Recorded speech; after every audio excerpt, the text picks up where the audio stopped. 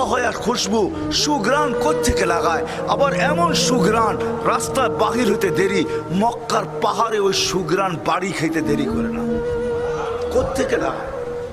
আব্দুল মুত্তালিবের স্ত্রী বলতেছে, শোনো, আমি তোমাকে বলবো বলে ভাবছিলাম, ও যখন গোসলখানার থেকে বাকি যখন ও যেন সুঘ্রাণ দিয়া প্যাক করে দিছে, প্যাক।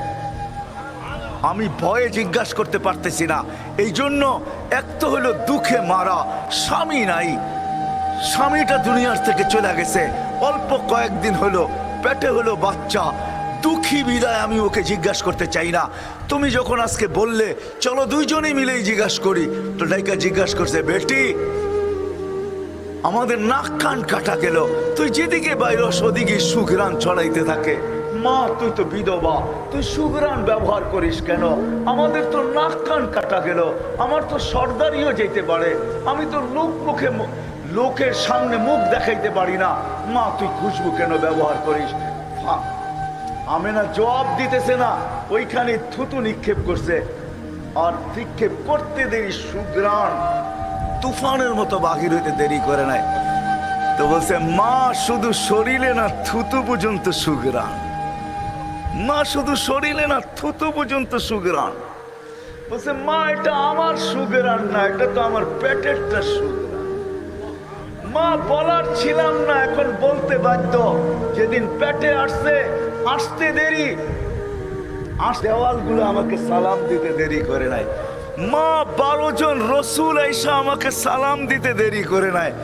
মা আসিয়া, মারিয়াম, উম্মে কুলসুম, মুসা আলাইহিস সালামের বোন 3 জন আইসা আমাকে মালা পড়াইতে দেরি করে নাই। মা এখন তো ঘরের বালুকণা পর্যন্ত আমাকে সালাম দেয়, দেওয়াল পর্যন্ত সালাম দেয়। বাহিরে যখন রাত্রে যাই তো আকাশের তারাগুলো ছুটে আইসা বলে, আমার সালাম তো জাহানের বাদশা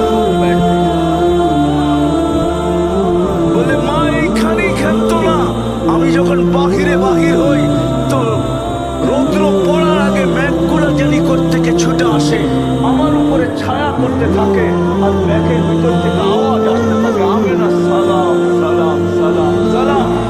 মা বালু উত্তপ্ত থাকে, আমি পা দিতে দেরি, ঠান্ডা হইতে দেরি হয় না। মা পাথর গরম হয়, উত্তপ্ত হয়, হায় হায় আরবের পাথর বলে, আমি পা দিতে দেরি, বরফের মতো ঠান্ডা হইতে দেরি হয় না। সব জায়গার থেকে আওয়াজ আসে, আমেনা তোর পেটে দুজাহানের বাদশা। বলে, মা এখানেই শেষ না, আমি যখন কুয়ার পাশে যাই পানি আনার জন্য, তো কুয়ার পানিগুলো আমি আজ পর্যন্ত পেটে আসার পর থেকে, মা এই মুহূর্ত পর্যন্ত একদিনও আমি রশি দিয়া পানি উঠাই নাই।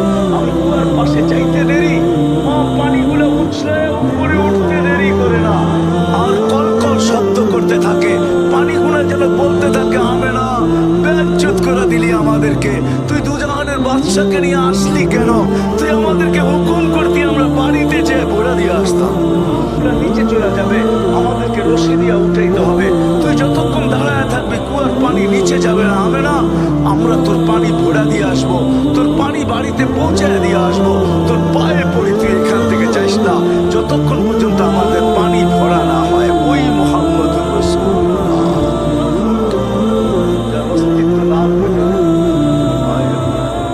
সুঘ্রাণ ছড়াইতে দেরি হয় নাই। উনি আসছেন আমাদেরকে গন্তব্যে পৌঁছাবেন, ওনার আসার কোনো উদ্দেশ্য ছিল না। হুয়াল্লাযী আরসালা রাসূলাহু বিল হুদা, এটা তো মার পেটের, আমি তো সামান্য আপনাদেরকে বললাম। মার পেটের থেকে যখন দুনিয়ায় আসতেছে, শুধু মার পেটে 10 মাস থাকাকালীন যা করছে, আমেনার যা রেওয়ায়েত আছে, ওগুলো বর্ণনা করলেই রাত কেন আমার জীবন শেষ হয়ে যাবে। কি করছে, কি অলৌকিক জিনিস করছে, কি করছে? সুঘ্রাণই সুঘ্রাণ, আমেনার শরীর থেকে সুঘ্রাণ বাহির হবে না কেন? জাহানের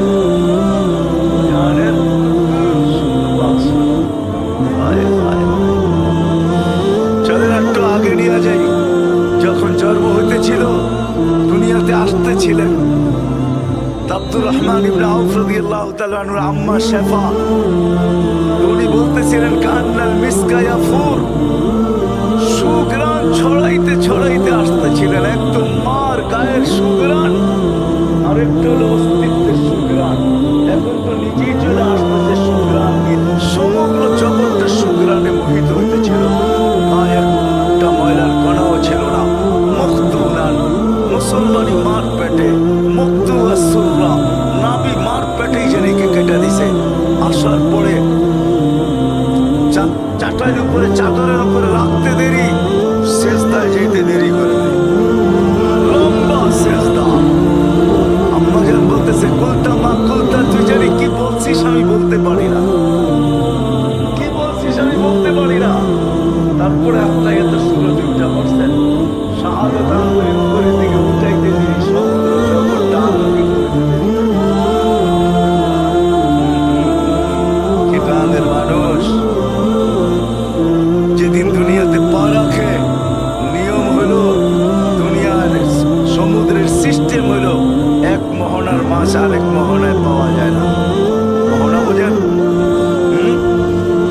এক নদী আরেক নদী, এক মোহনা সমুদ্রের আরেক মোহনা। আমাদের মোহনায় যেটা পাওয়া যায় ওটা পাশের মোহনায় পাওয়া যায় না। আমাদের ইলিশ এই জন্য ইন্ডিয়া যায়, যদিও মোহনা অনেক কাছে ওনাদেরটা, কিন্তু ওনাদের মোহনায় আমাদের ইলিশ পাওয়া যায় না।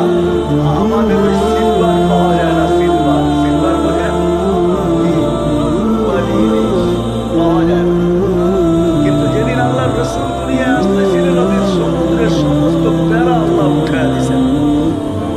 এক মোহনার মাছ আরেক মোহনার মাছকে যে সুসংবাদ দিছে, বলছে আজকে দুজাহানের বাদশা চলে আসছে। ওই দিন সমুদ্রে কোনো বাধা বিপত্তি ছিল না, মোহনা ছিল না। এক মোহনার এক সমুদ্রের আরেক সমুদ্রে, এক নদীটা আরেক নদীতে ছুটতে ছিল।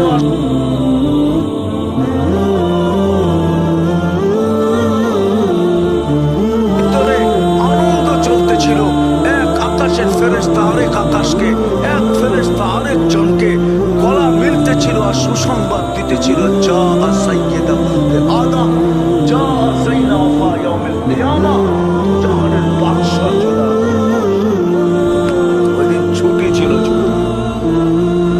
এমনকি এক মহাদেশকে, এক বালুর কণা আরেক বালুর কণাকে, এক ফুল আরেক ফুলকে, এক ফল আরেক ফলকে, এক পাহাড় আরেক পাহাড়কে, এক গাছ আরেক গাছকে, এক প্রাণী আরেক প্রাণীকে। ওই দিন এমনকি সিংহ পর্যন্ত বাঘকে বলছে দুজাহানের বাদশা চলে আসছে, আর আমাদের জুলুম চলবে না, আমাদের জুলুম চলবে না। আইসা গেছে দুজাহানের বাদশা। যেদিন দুনিয়াতে পা রাখেন, দুনিয়াতে পা রাখছেন, আমি শর্ট করতেছি, কয়েক ঘন্টা মধ্যখানে অনেক কিছু ঘটে গেছে, ওটা আমি বলতে চাইতেছি না। আমেনা কোলে নিয়ে কাঁদতেছিল, সবাই জিজ্ঞাসা করছে, দাদা চাচা ফুফু খালা সবাই জিজ্ঞাসা করতেছে আমেনা কাঁদিস কেন, কেন কাঁদিস? বলছে আব্দুল্লাহ নাই। বলছে আব্দুল্লাহ নাই মানে? কেন? প্রথম বাচ্চা আব্দুল্লাহ যদি থাকতো তাহলে এতক্ষণে মিষ্টির দোকানও বুক হইতো, ঠিক না? প্রথম বাচ্চা হইলে কি করে?